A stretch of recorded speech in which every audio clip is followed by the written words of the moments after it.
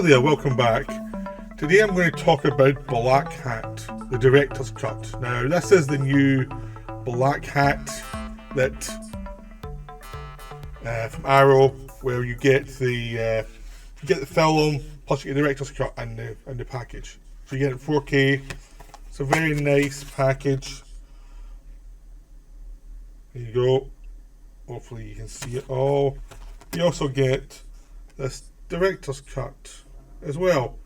The theatrical cut is in 4K. The Director's Cut is in Blu-ray just.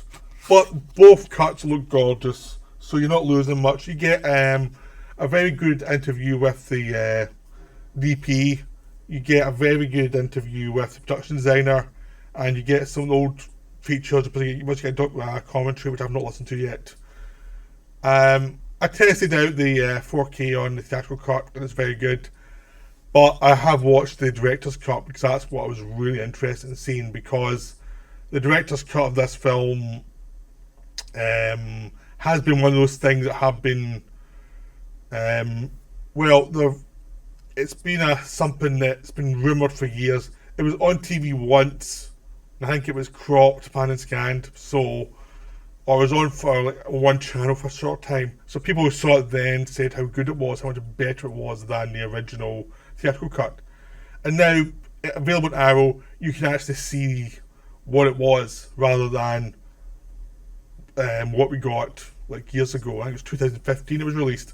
Now, Blackhat came out and bombed horribly, and it was viewed as Michael Mann's worst film outside of The Keep. It was pretty much hated. It was like, what happened? Like, what happened here? Like, explain why this film didn't work. Now, I always liked Blackhat, but you could tell it was a director not working at the peak. There was something wrong, but there was a lot of interesting scenes, a lot of interesting elements in the film. But it was one of those things that you'd heard that things had been moved around, and it was like, well, what happened there? How does it make a difference? And when we see the director's cut, you realise how massive a difference it was in film. Specifically by moving this one thing and taking something out, they changed so much the film, and they really did a disservice to the film in a way that's really fairly horrific for any of its chances of doing well. It was like it was basically the producer sabotaged their own film by making one change because they wanted something to happen early, which means they already had something happening early, but it was more subtle. And then when this thing happened, which was a nuclear explosion, which was meant to happen 2/3 of the way through the film, that was meant to propel the last third of the last act of the film, and people making sacrifices to stop this thing something happening. That was no longer there, so it became as an escalation that just kept on going. But there was never any punch in the middle of the film that we really needed to push you forward and push these decisions forward. And it did some real damage to the characterization, to just basically everything, really. And the film, just the progression of the story, where the characters start, where they end, everything's subtly changed in a way that does a detriment to the film. You can tell when the theatrical cut, they're trying to make Chris Hemsworth's character more of a hero than he actually was. And it didn't work, because the actual point of the film, you see the director's cut, is he starts out as someone with ambiguous morality who sees the bigger danger and has to atone for his past sins. So it's a more gradual process about him returning to humanity and making sacrifices. And it's a much more moving story this way, rather than this guy who the film is always pushing you towards liking in a way that actually puts you against the character. So I'll start with the change in story, because I've already done a video on Blackhat. So the story now begins with a manipulation of the stock exchange for soybeans. Soybeans are something that affects Africa and affects the different countries around the world, and it's basically about feeding people in poorer countries, essentially. And those rates get changed and they mess up the distribution system and the system of people getting paid insurance to get the goods into the country. Well, all these problems are caused, someone makes off with a lot of money. So it's a subtle crime to the outside world, but for people who know crime, like this kind of cyber crime, that's massive. So it's like, okay, what happened? Well, how did this happen? And so this thing affects both America and China. So they decide to cooperate, even though they're usually not cooperating, but this time it's like, well, this affects both of us. It happened in America, but the soy industry affects China. So let's cooperate a little bit and try and figure out what happened. So they get the code from America, and the guy realizes that the guy who's investigating, the cyber expert, realizes that he wrote that code with someone else and other persons and prison, so it can't be him. And this is something that you don't really notice in the theatrical cut, as the fact is they were torn of their own sin. This thing they wrote this as a dare to themselves. They did not write it as any like world ending thing. They just wrote it just to write it as a challenge to see what they could do for themselves. And it worked. It worked for them. It made them look good. But it's now on different websites, and someone else has used it. And as they say, the person who's used it isn't as good as the original code, because the original code was pure and the other stuff is a lot more messy. So it's a very kind of a strange thing. Everyone who knows the code stuff can spot there's a disconnect between two different codes. So they come to America and they get Chris Hemsworth out of jail, because he's in jail for hacker crimes. Because he was a computer guy who went in jail for a fight he was involved with, and then when he came back out, he could not get a job because of the ex-con. So he just into cybercrime to make money. So they get a deal with him. If he helps him with this soy stuff, he gets the rest of his sentence wiped. Now, originally, in the original film, it was a nuclear explosion already happened, and he's still negotiating with these people to help them to track down someone who caused the nuclear explosion, which made the character look a bit off.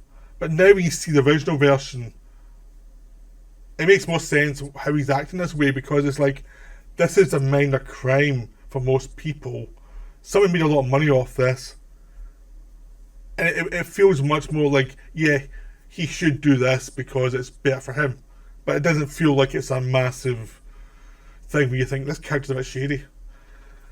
But it still the film points out a lot more in this one that Hemsworth's character did do stuff wrong. He admits it. He's open to it. He's not sorry, but it's like, this led to this, led to this, led to this.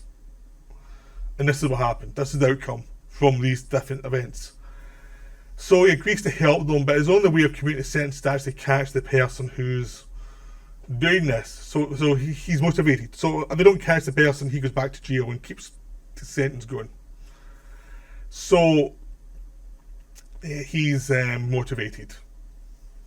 So at this point, they're trying to figure out where did they, how did someone get into the system to put this virus in? Who were they? What were they about? And it's like finding a needle in a haystack to try to find the logic of, what would I do here? What would I do there to get this information here? What's the logical way? Who's the person? Who's someone who, like, there's no one went into the building to do it. They can't spot anyone in the building to do it. Did someone get conned and not realise they were doing it? And it's all this slow, precise detailing, which is probably what scared the producers, really, because it was a lot of slow detail, and it was like, when do you get to the action? And the action comes but never in. Then it comes, but it takes a while, because they have to establish the chain of events that's going to lead to it. And I think that caused a lot of fear by the producers. So the film slowly winds its way through LA as they work out who did what, who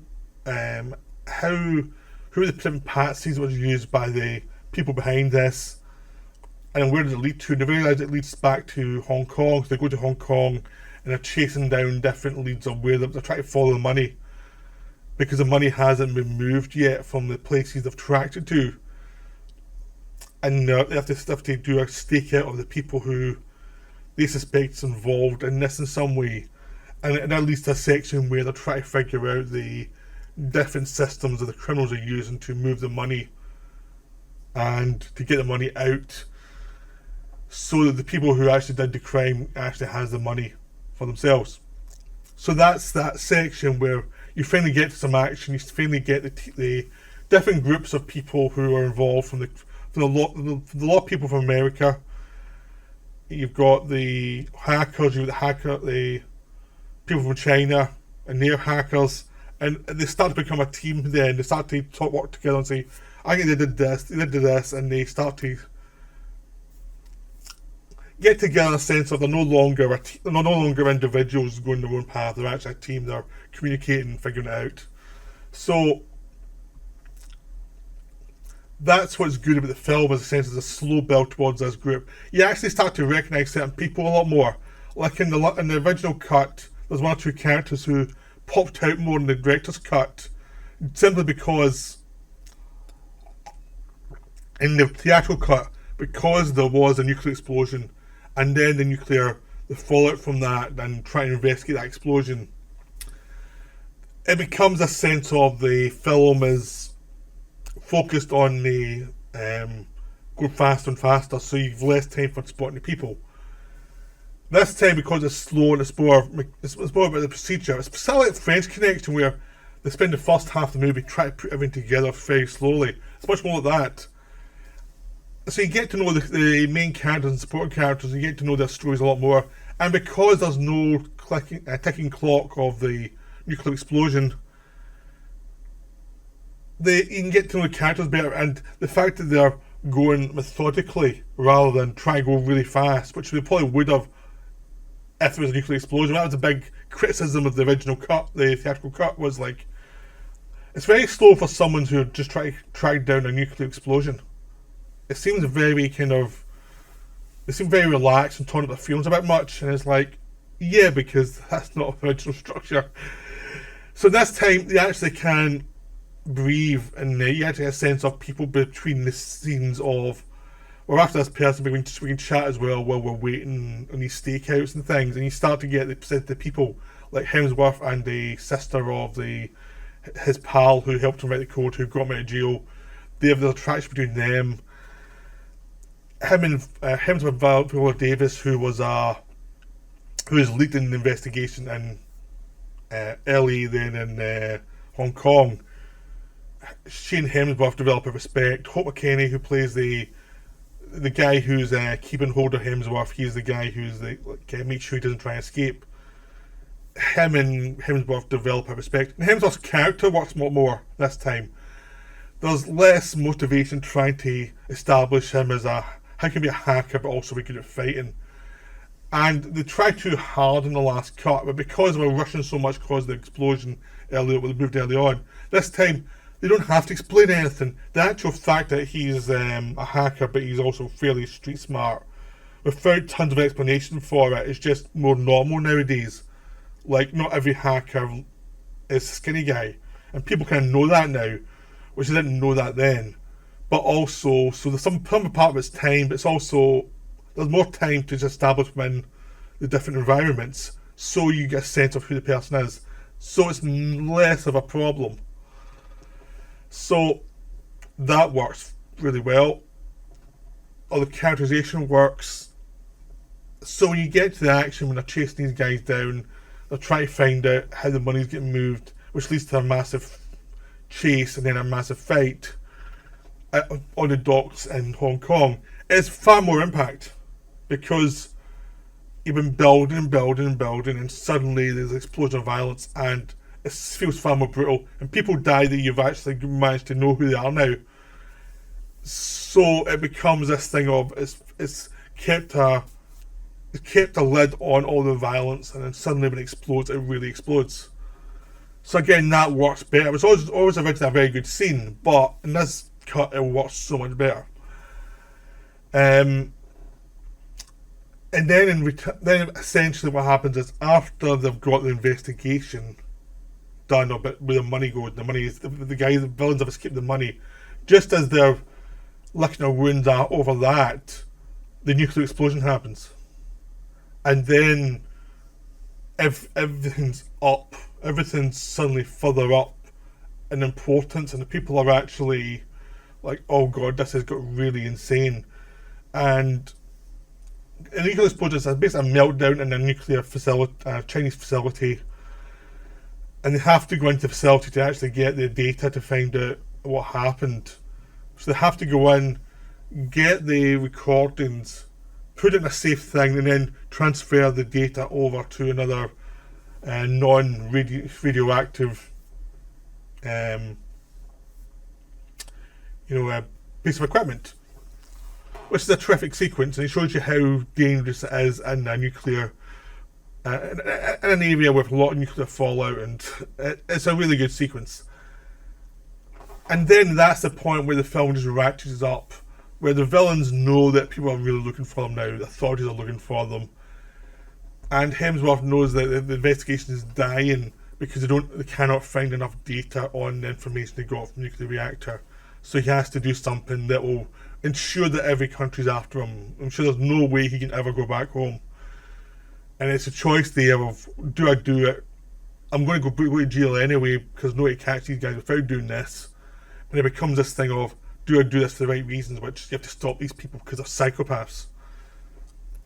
And then everything escalates then as he does the thing that will basically mean there's no safety net for him anymore, and which leads to lots of deaths, and basically him and the woman have to go on the run and try and track down these guys in the next target. And because of the nuclear meltdown, you get a sense of momentum to them now. They really are, like, all the bets are off in the film. Everyone's moving quick. There's lots of politics involved, but everyone's moving really fast, and there's a sense of urgency to it because all the dramatic beats are where they should be. And essentially, the choice is made very quickly. And the fact that Hemsworth makes the choice very quickly tells you much more about his character than a lot of speeches. And that's what's missing from the theatrical cut. The theatrical cut, him doing this thing that will ruin his life, doesn't land as well. It doesn't really land that well at all, because it's like, yeah, for him it's a bad sign, but because the character's been set up in a certain way that it's quite a bit selfish at times, it's like, oh, it's good he's doing the right thing, but it doesn't land the same way it lands now in director's cut, where it's like, oh yeah, something bad happened, he's going to sacrifice himself to stop this from getting worse. And the last third is basically them trying to stop them using the code. It turns out the code in the Chinese meltdown was just to check a bit of equipment that can be done so they can invest in tin and then destroy all these tin mines, which will put up tin, which makes their investment go higher, then they can sell it off and they've got lots of money. And Hemsworth finds a way to steal the money they made from the last job and then create a confrontation with them. Now, in the final version, and both versions, the final third has some good stuff, but also is a hacker versus a bunch of more experienced mercenaries. But in the director's cut, it actually feels much more like a Michael Mann ending, but it's much more emotional. And it's someone who knows how to fight, going on adrenaline, and he does get badly injured in it. But it's much more acceptable, even though it's a bit over the top. But it's over the top in a way a movie can be. In a way, in the theatrical, it's a bit more difficult to defend it. And then in the director's cut, it's much more as part of the psychological situation between the hero and the villain, or whatever you want to call them. And it's very noirish. It's about a guy who thinks he's going to die. He's going to take these guys out, but he thinks he's going to die, and it feels, the whole film and the director's cut feels much more like a film noir. It really is noirish without being like over the top in it. The sense of a guy who has a past, who's doomed, and it really does have that feeling of doom in it. And the sense of the trying to make up the past, both the Chinese guy and the and Hemsworth's character. I try to make up for the fact that all this is their fault. They created this little thing that could really destroy defences just as a challenge, and then we come back into the real world because they're now grown-ups. They feel guilty. It's their fault. None of this would have happened if it wasn't for them. And there's a sense of guilt through that it comes through a lot more in the director's cut that you do not get in the theatrical cut. It's just more actiony and it doesn't feel the same. Doesn't the same feel. So yeah, the director's cut of this film is far superior to theatrical. I'd highly recommend you watch it. Even if you didn't have a problem with the original, this cut works a lot better. This cut makes more sense. It just has a more of a purpose to it. Everything coheres now in a way it didn't before. In a way that you felt someone was fighting something in the original cut, and it was because there was something really important was moved, and it just destroyed the rhythms of the build, the rhythms of the characterization, the rhythms of the nature of where the film was trying to go dramatically. All that was destroyed by one move. So that's my video on this. I hope you enjoyed it. I hope you go and see the director's cut of Blackhat because it's really worth it. Okay, that's me for now. Bye.